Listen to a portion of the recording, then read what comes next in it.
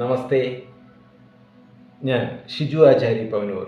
വിശ്വബ്രഹ്മ സമൂഹമഠത്തിൻ്റെ ഈ യൂട്യൂബ് ചാനലിലേക്ക് ഏവർക്കും ഹൃദ്യമായ സ്വാഗതം. പ്രിയമുള്ളവരെ, ഇന്ന് നാം ഇവിടെ ചർച്ച ചെയ്യപ്പെടുന്നത് വാസ്തുശാസ്ത്ര സനാതനധർമ്മത്തിൻ്റെ അടിസ്ഥാന പ്രമാണങ്ങളെക്കുറിച്ചാണ്. ഒന്ന്, സൗരോർജം. സൗരോർജമാണ് ഈ ബ്രഹ്മാണ്ടത്തിന് മുഴുവനും ഊർജം ലഭ്യമാക്കുന്ന വസ്തുത. ആ വസ്തുതയെ അടിസ്ഥാനപ്പെടുത്തി മാത്രമാണ് ഒരു വാസ്തു നിർമ്മിതിയുടെ നിലനിൽപ്പ് എന്നുള്ളത് നാം ഓർമ്മിക്കുക. രണ്ടാമത്തേത് ദിശ വാസ്തുവാണ് സനാതനധർമ്മം പ്രോത്സാഹിപ്പിക്കുന്നത്. അഷ്ടദിക് പാലകന്മാരും അന്തറും ബാഹ്യവുമായിട്ടുള്ള രണ്ട് ദിക്കുകളെയുമാണ് ഇവിടെ സൂചിപ്പിക്കപ്പെടുന്നത്. ഈ ദിക്കുകളെ ഓർമ്മിക്കാതെ അല്ലെങ്കിൽ അത് പ്രയോഗിക്കാതെ നമുക്കൊരു നിർമ്മിതി പൂർണ്ണമാക്കാൻ സാധിക്കുകയില്ല. മൂന്നാമതായി വാസ്തുപുരുഷ മണ്ഡലം. വാസ്തുപുരുഷ മണ്ഡലം എന്ന് പറയുന്നത് ഈ പ്രപഞ്ചത്തിൻ്റെ ബ്രഹ്മാണ്ഡ സങ്കല്പത്തെ നമ്മുടെ നിർമ്മിതിയിലേക്ക് കൊണ്ടുവരുന്നതിനെയാണ് വാസ്തുപുരുഷ മണ്ഡലം എന്നതുകൊണ്ട് നാം ഉദ്ദേശിക്കുന്നത്.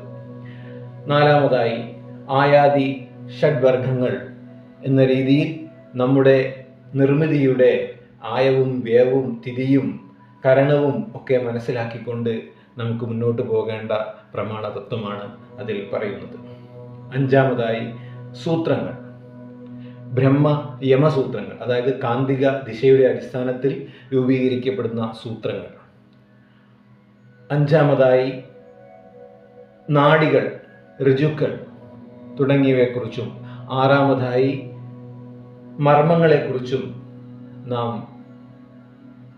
അവിടെ പ്രയോഗത്തിൽ വരുത്തേണ്ടതായിട്ടുള്ള സനാതന തത്വസംഹിതയെന്ന് ബോധ്യപ്പെടേണ്ടതാണ്.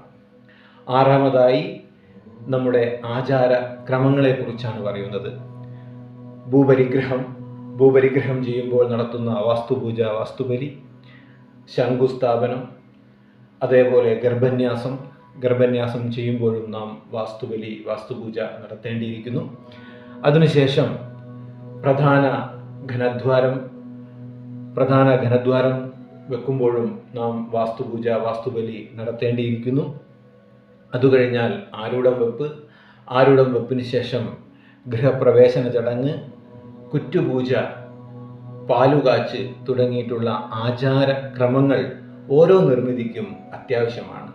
ഇത്തരത്തിലുള്ള ഈ പ്രമാണങ്ങളുടെ അടിസ്ഥാനത്തിലാണ് നമ്മുടെ വാസ്തുശാസ്ത്രം അല്ലെങ്കിൽ വാസ്തുശാസ്ത്ര സനാതനധർമ്മം മുന്നോട്ട് പോകുന്നത്. ഈ വാസ്തുശാസ്ത്ര സനാതനധർമ്മം പാലിക്കാതെ നാം ഒരു കെട്ടിടമോ അല്ലെങ്കിൽ ഒരു നിർമ്മിതിയോ നിർമ്മിക്കുമ്പോൾ അവിടെ അശേഷം മരണം സംഭവിക്കുമെന്നോ അശേഷം ആ നിർമ്മിതി തന്നെ ഇല്ലാതെയാവുമെന്നോ ഒന്നും തന്നെ വാസ്തുശാസ്ത്രം പറയുന്നില്ല. മറിച്ച് ഒരു മനുഷ്യജന്മത്തിൽ നാം ഓരോ സമയത്തും അനുഭവിക്കേണ്ട ഓരോ ഗുണങ്ങൾ, നമുക്ക് അനുഭവിക്കാൻ ചില തടസ്സങ്ങളും ചില പ്രയാസങ്ങളും ചില ആയുരാരോഗ്യ പ്രശ്നങ്ങളുമൊക്കെ നമുക്ക് വന്നു ചേരുന്നു എന്നുള്ളതാണ്. അതുകൊണ്ട് ഒരു വാസ്തുശാസ്ത്ര വിദഗ്ധനെ കണ്ടുകൊണ്ട്, ഒരു ആചാര്യനെ കണ്ടുകൊണ്ട് നമ്മുടെ ഗൃഹവും അതേപോലെ മറ്റു നിർമ്മിതിയും ക്രമപ്പെടുത്തിയാൽ സമ്പൽ സമൃദ്ധി നമ്മുടെ ഗൃഹങ്ങളിലും നിർമ്മിതിയിലും എത്തുമെന്നുള്ളതിൽ യാതൊരുവിധ തർക്കവുമില്ല. നന്ദി, നമസ്കാരം. ലൈക്ക് ചെയ്യുക, ഷെയർ ചെയ്യുക, സബ്സ്ക്രൈബ് ചെയ്യുക.